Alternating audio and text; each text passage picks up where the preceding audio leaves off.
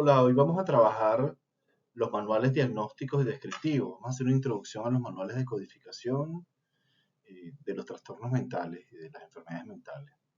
Vamos a hacer una introducción a lo que es el CIE-10 y lo que es el DSM como manuales y cuáles son sus funciones principales, ¿no?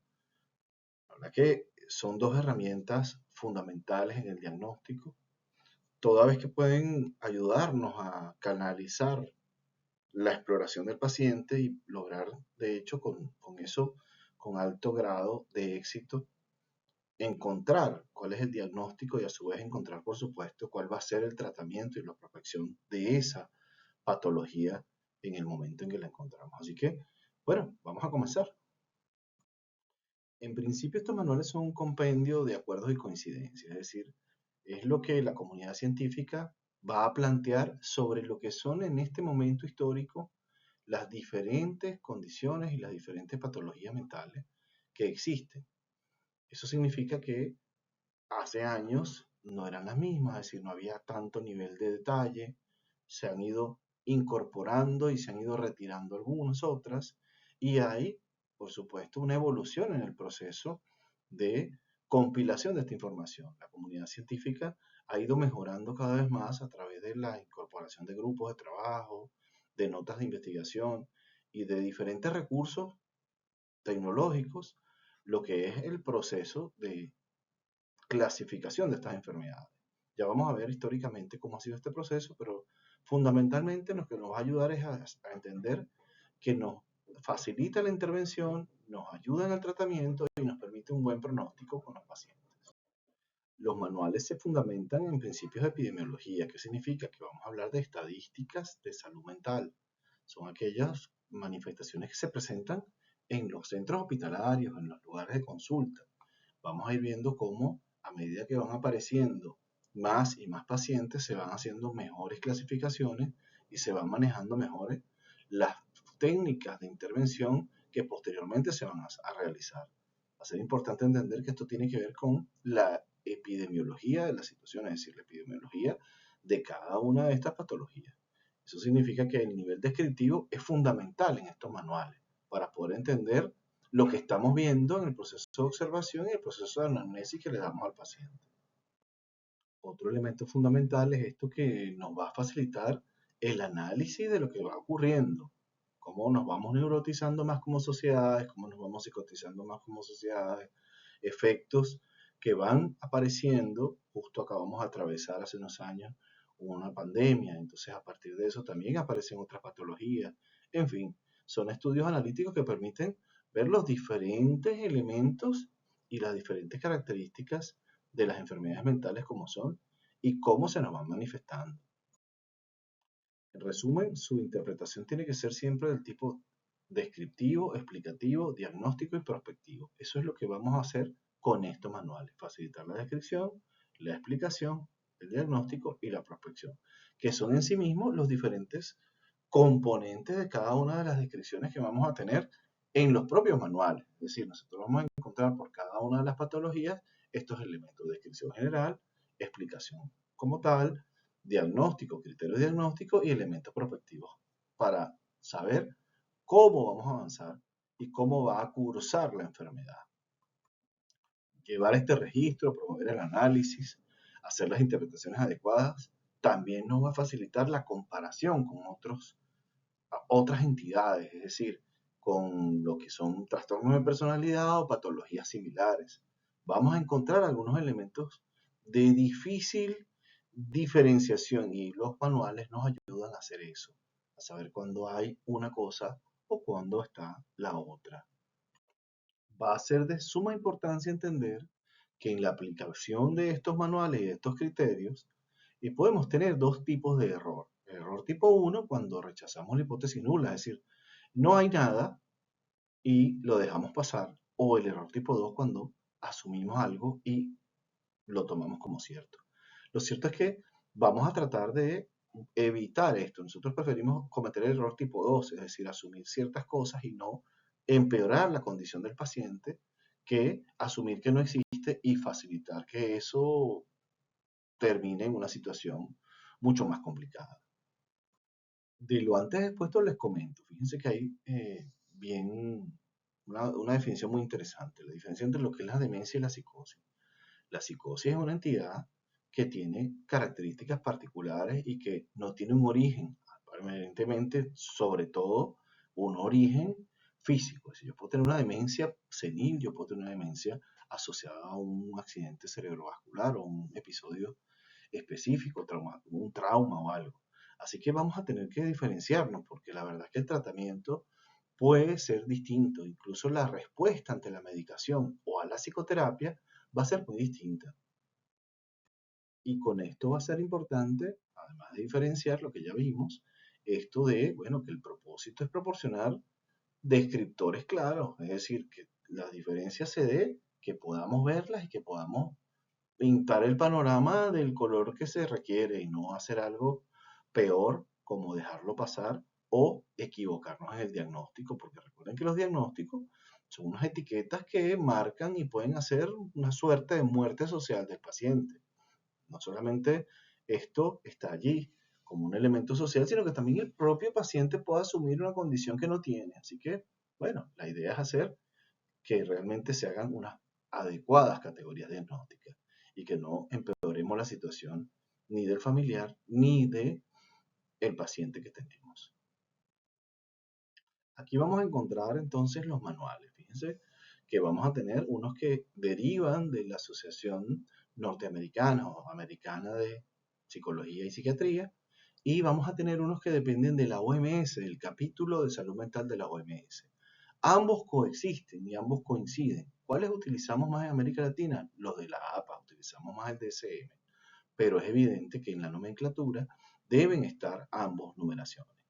Vamos a ver por qué es esto. Bueno, porque nosotros tenemos que tener un lenguaje único, un lenguaje universal, global, en el cual nosotros podamos determinar un tipo de diagnóstico y que nuestro colega en otra parte del mundo sea capaz de identificar rápidamente de qué estamos hablando en el momento que está leyendo uno de nuestros informes. Por eso que los informes son bien concretos y tienen una estructura realmente descriptiva, evitando toda la interpretación innecesaria e inadecuada que se hace a veces de los pacientes. La idea es procurar un lenguaje único, universal, claro y definitivamente un lenguaje que nos permita avanzar de un país a otro, intervenir de una región a otra y lograr que podamos conseguir la patología y su descripción general en torno a lo que los manuales nos van a ir diciendo, ¿no?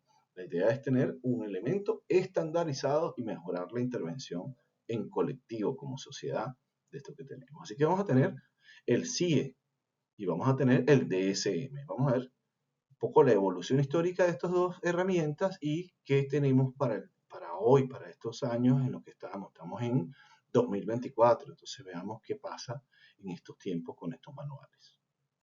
Vamos a empezar con el más local, vamos a empezar con el DSM, el Manual de Diagnóstico Estadístico de la Salud Mental que tenemos, que comenzó, históricamente comienza en 1918 como un listado de patologías que estaban en los centros hospitalarios de los Estados Unidos, ¿no? Es un listado donde había un determinado número de elementos, ¿no? Y esto lo hace la Oficina de Censo de los Estados Unidos y el Comité de Higiene y de Salud en general, ¿no? Estamos hablando de que hoy día, bueno, ese comité de salud mental se convirtió en lo que hoy día llamamos la APA. Así que bueno, el primero fue un manual estadístico, incluso ustedes pueden conseguirlo porque es un documento histórico y tiene que ver con cuáles son los procesos, cuál es el listado de las enfermedades mentales que existían en ese momento y lo que ocurría en cada uno de los hospitales que fueron objeto del análisis y de la búsqueda de información de este material. Por allá por el año 1952, ya mucho más avanzado, ya hemos pasado la Segunda Guerra Mundial, fíjense, aparecen 106 diagnósticos. Estamos hablando del DSM-1. Estamos hablando de algo que incluye elementos de la neurosis, elementos de los factores de la guerra, elementos psicosociales. Y eso es fundamental. Estaba fuertemente influenciado por el psicoanálisis, eso sí, y eso ameritaba que tuviese unas interpretaciones un poco difícil de ver para otras disciplinas y para otras ramas de la salud mental. Esto va a ocurrir y va a avanzar junto con el manual en 2 o 3 de sus siguientes ediciones hasta que en algún momento estos criterios psicoanalíticos desaparecen, pero por una idea básica, y es que tiene que ser un manual lo más descriptivo posible y lo más universal posible. Por eso es que se fundamenta precisamente en los elementos descriptivos.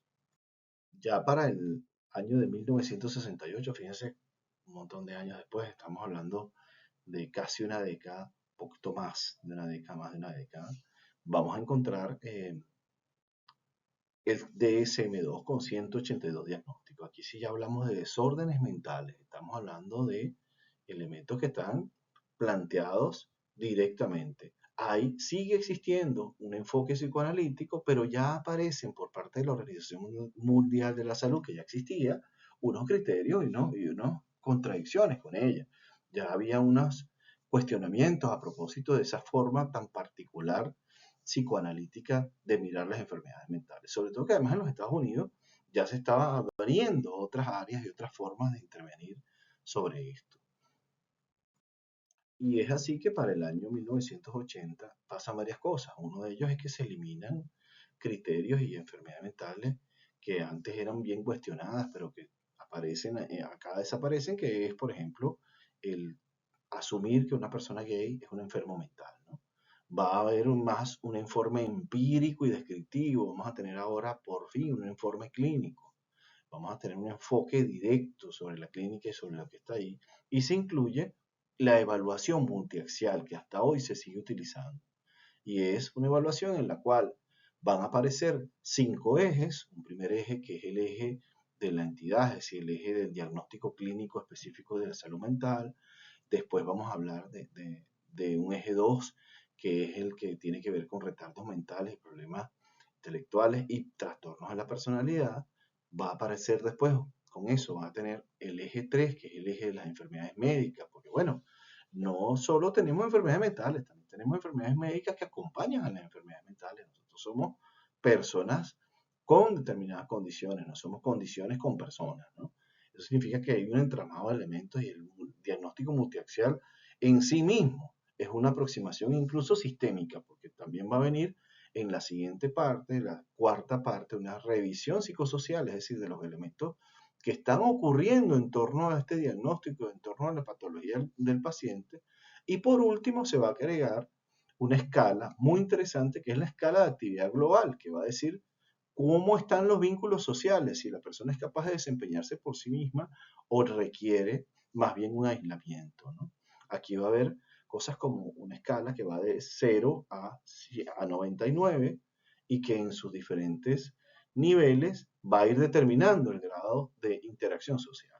Ahora, este grado de interacción social, a medida que es más alto, bueno, perfecto, a medida que es más bajo, a partir de los 40, ya los pacientes requieren criterio de intervención y criterio de internación.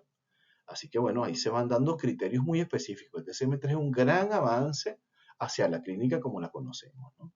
Y además es un elemento, como bien les dije, basado en lo empírico y en lo descriptivo. Ha dejado de lado el psicoanálisis, la interpretación y los modelos específicos de las diferentes escuelas que puedan existir, pero básicamente el psicoanálisis. Así que esto le va a dar una capacidad descriptiva y una capacidad de universalizarse increíble al manual. Luego van a aparecer revisiones. En 1987 se hace una revisión. Cuando veamos R, vamos a ver revisado, ¿no? Donde hay otros diagnósticos. En este caso, van a aparecer 265 diagnósticos. Se va a pulir un poco más el proceso de descripción, los modos en los cuales se va a escribir cada una de las patologías van a ser más específicos. E introduce pequeñas modificaciones, pero fundamentalmente es la forma en la que se describen cada una de las patologías, que en este caso se hacen bien descriptivos y bien particularizados, con un énfasis también en lo psicosocial. El DSM-4 va a incorporar grupos de trabajo, es decir, no existen grupos de trabajo permanentes en la actualidad que se dedican a verificar que el manual esté cumpliendo con su función y que además los grupos de trabajo se dan por cada una de las patologías. Especialistas en diferentes patologías van a aportar cada vez más información para la descripción y para el proceso de diagnóstico. Vamos a hablar de que existen momentos de revisión, se le va a revisar la forma en que se escribe, la forma en que se determinan los elementos, se revisan los criterios y se relanza para el año 94 este DSM-4. El DSM-4TR ya va un poco más allá. Es una revisión muy interesante porque va a incluir la prevalencia, es decir, la cantidad de veces que ocurre este fenómeno, es un asunto más epidemiológico. Va a hablar también de la persistencia de lo que es la enfermedad, va a hablar de los factores de riesgo que precipitan estas enfermedades y va a hablar de lo que tiene que ver con el curso de los trastornos, cuáles son crónicos, cuáles son agudos, pero lo va a hacer de una manera más específica. No quiere decir que los anteriores manuales no lo comentaran, esta vez va a ser más específico y eso va a permitir mejores intervenciones en el ámbito de la psicología clínica y de la psicoterapia, en el caso de la compensación que hacemos con la psicoterapia, así como de las capacidades de la medicación para poder dar asistencia a esto, ¿no? Es un elemento descriptivo, pero a su vez va a ser un pronóstico de lo que puede estar pasando con cada una de las patologías. El actual DCM5, DCM5, DCM5TR, pero el actual DCM5, este que estamos viendo ahora, del 2013, es decir, hace poco, hace una década, ya va a tener 216 diagnósticos, va a ser menos. Fíjense que pasamos de 265, bajamos a 216, y va a hablar de algo nuevo, va a hablar del trastorno del espectro autista, va a incorporar los diferentes niveles del espectro autista, con lo cual la mirada sobre esta patología, sobre esta condición, va a variar. Ya no va a ser un monolítica, va a ser más bien disgregada y va a poderse atender mejor a esta población que tiene altos índices de aparición en lo que es nuestra sociedad como la entendemos, ¿no? El autismo está cada vez más identificable, por así decirlo, y por lo cual el pronóstico de la atención de estos pacientes y la interacción sobre eso es mejorado. Así que esto es un avance muy interesante del DSM-5. Bueno, acá vamos a hablar de lo que eran las comparaciones entre el DSM-4TR y el DSM-5, porque bueno, hay unos cuestionarios de criterios de intercambio, ¿no? Entonces fíjense acá cómo hay la aplicación de algunos avances, se van a incorporar algunas nuevas categorías que realmente lo que hacen es dividir antiguas categorías, ¿no? No es que se inventan nuevas categorías, sino que se dividen algunas que eran más gruesas. Como les dije, el autismo pasa a ser mejor descrito, algunos trastornos de la personalidad pasan a ser desplegados, algunos elementos que tienen que ver con la ansiedad y con la crisis de ansiedad también se separan, el espectro de enfermedades psicosomáticas se abre un poco más y así también algunos otros elementos que vamos a ir viendo en el curso que vamos a estar haciendo, pero que fundamentalmente abre el espectro y eso es fundamental para hacer una mejor descripción. Si nosotros nos basamos en el principio descriptivo, la capacidad descriptiva está íntimamente ligada a la capacidad explicativa y a su vez a la intervención psicológica y en salud mental que vayamos a hacer de cada caso, con lo cual siempre es bien visto la expansión. Hay algunas críticas sobre el DSM-5 y una crítica sobre el DSM-5TR que viene a resolver algunas cosas, pero fundamentalmente es que hay como una especie de retroceso a la explicación menos descriptiva en algunos casos y en otros está como un poco muy escueto. Lo cierto es que hoy día como coexisten, por un lado, el DSM-4 con su estructura de diagnóstico multiaxial y elementos y formas descriptivas, y existen y coexisten algunos elementos del DSM-5 que es el que debería estar reinando con sus conceptualizaciones, ¿no? Esto, bueno, es parte del proceso de crecimiento del conocimiento, ¿no? Es decir, hay quienes se resisten a unas nuevas clasificaciones por considerarlas un poco escuetas, pero a la larga, cuando estamos hablando del tratamiento y de la intervención, no hay mayores modificaciones, con lo cual es más un ejercicio académico, un ejercicio descriptivo, un ejercicio que permite lo prospectivo de otra forma. ¿Ok? Y esto va a ser interesante para la discusión, porque bueno, siempre hay su criterio. La sociedad de psicólogos argentinos tiende más a mirar desde el DSM-4 que desde el DSM-5, por un asunto más de lo operativo, las formas de intervenir y de la forma reinante de lo que podríamos llamar la psicología de la salud y de la clínica en Argentina, ¿no? Las características particulares de los grupos humanos hacen que se rechacen o se acepten, por supuesto, estos que son no más que sugerencias, ¿no? Porque los manuales no son leyes, son sugerencias, son modelos explicativos. Solo eso. Va a aparecer entonces el que ya hemos comentado, DSM-5TR en el 2023, hace muy poco, estamos en 2024, así que va a tener un año, va a hablar de conceptos más básicos, va a hablar muy bien de los conceptos básicos, va a cambiar algunos criterios y códigos de diagnóstico y va a tener medidas más eficientes de cómo se va emergiendo cada una de las patologías. En este sentido, es bastante más descriptivo y tiene elementos muy puntuales. Genera una discusión sobre los temas que estaban planteados entre el DSM-4 y el DSM-5 y genera también elementos que responden a esas dudas que se tenían sobre el cambio de uno o de otro. Fíjense que fue muy rápido la modificación, la revisión que se hizo, sobre todo por esto de los grupos de apoyo y los grupos de análisis y de investigación que cuenta la APA para hacer precisamente esto, mejorar sus manuales. Bien, bueno, vamos a tener ahora una breve descripción del CIE como tal, ¿no? El CIE es la Lista Internacional de Causas de Muerte en 1893. Realmente hablábamos de, por eso se coloca ahí entre comillas, porque era simplemente ese listado que tenía la OMS, que no era la OMS, era un conjunto de organizaciones afiliadas del área de la salud. Para 1900 aparece un CIE-6, que es una lista internacional de causas de muerte y de enfermedades en este caso, ¿no? Es decir, no solamente estábamos hablando de aquellas patologías que nos llevan a muerte como tal, sino de algunas otras enfermedades. Y bueno, ahí sigue la lógica de los capítulos. Entonces vamos a tener capítulos de enfermedades del sistema digestivo, se divide por sistemas, pero además, en este caso, hay un capítulo específico, aparece un capítulo específico de enfermedades mentales. Para 1955 aparece el CIE-7, ya ahí aparecen elementos asociados a otras cosas. Ya no estamos hablando solo de enfermedades, hay una evolución y los llamamos problemas relacionados con la salud. Luego, en 1965 aparece el 8 y será la Clasificación Internacional de Enfermedades y Problemas Relacionados con la Salud, que además hace una mejora en la descripción de cada una de las enfermedades, pero sigue siendo incluso uno de los más anchos, los más grandes como tal, porque se excede en los niveles descriptivos. Vamos a ver en 1975 esta clasificación internacional que empieza a ser más parecida a la que tenemos ahora.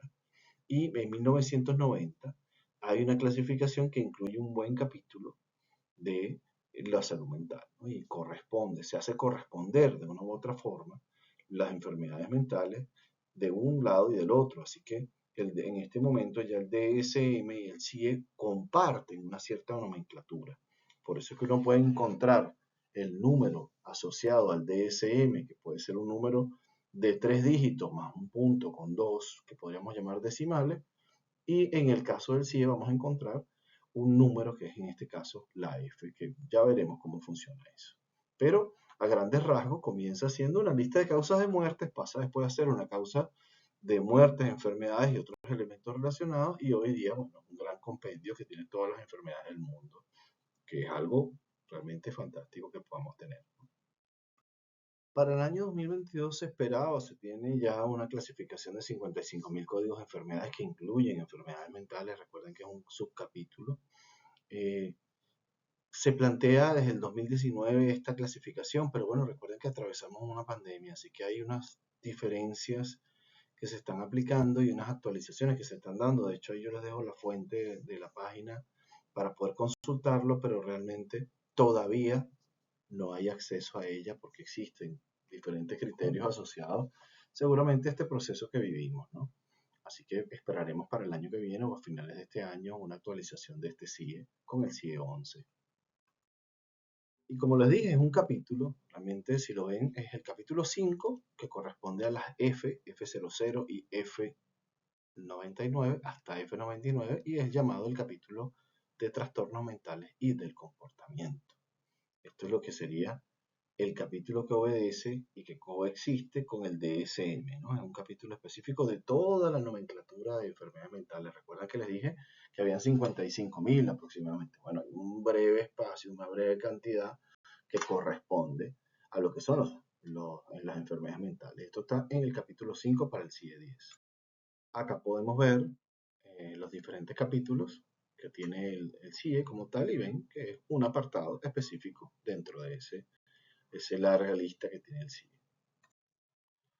Para cerrar, les diré entonces que, bueno, ya vimos los manuales, ya entendemos cómo funcionan, cuál es su historia, de dónde vienen. Iremos viendo las diferentes aplicaciones, los diferentes procesos, los diferentes trastornos, pero fundamentalmente vamos a recordar esto. No tratamos con enfermedades, sino tratamos con personas.